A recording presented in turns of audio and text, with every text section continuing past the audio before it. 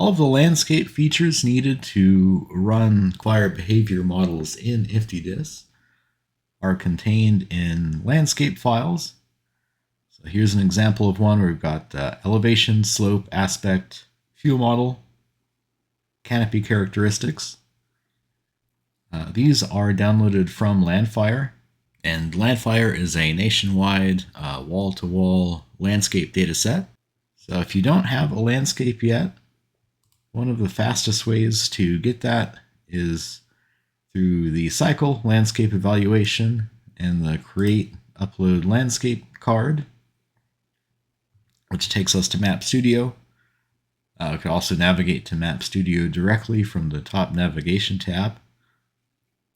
But either way, it will make sure that this Landscape Tools widget is open and that you're on the Create New tab. You'll notice we do have an Upload tab, so if you have a landscape of your own, as long as it meets certain criteria, you could upload that to IFTDSS, and we do have a separate video on that. But from the Create New tab, you can specify the extent of the landscape, and what that'll do is IFTDSS will send a request to the Landfire product service for the landscape version and area we've requested, and Landfire will send back a copy of that landscape that will be stored in our IFTDSS account.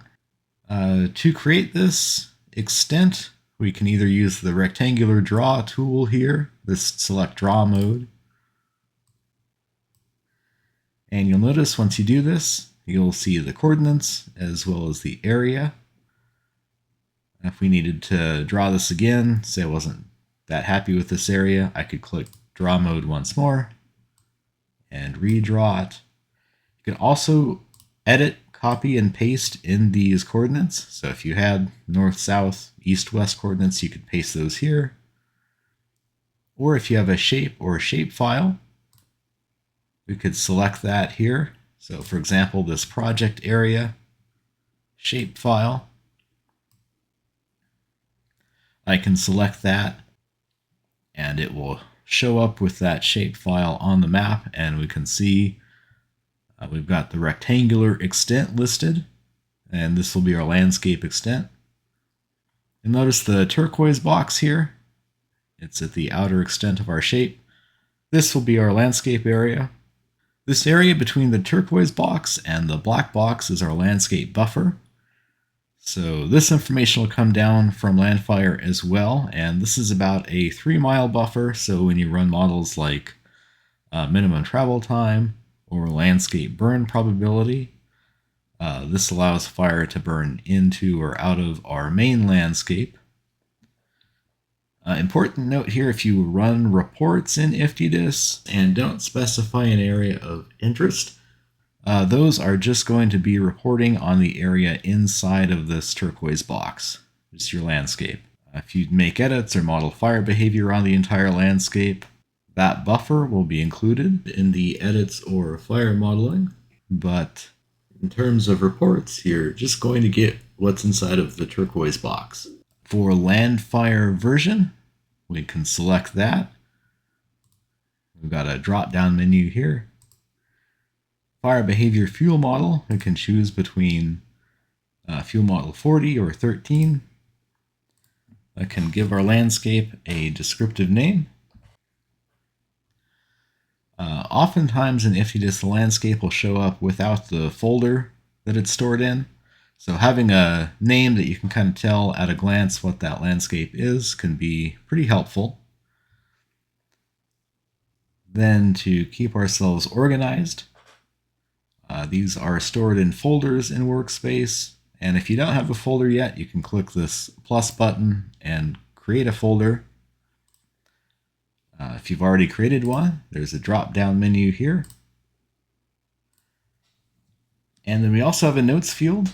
When you select the landscape in my workspace, these notes will be displayed in the right-hand metadata panel.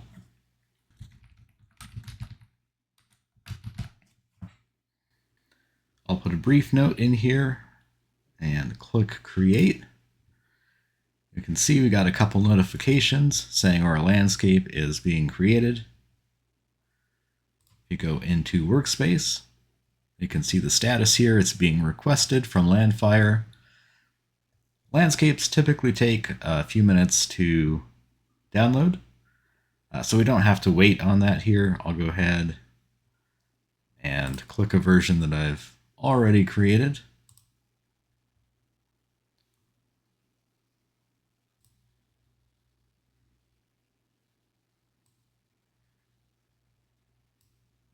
And you see we got our landscape features in layer list.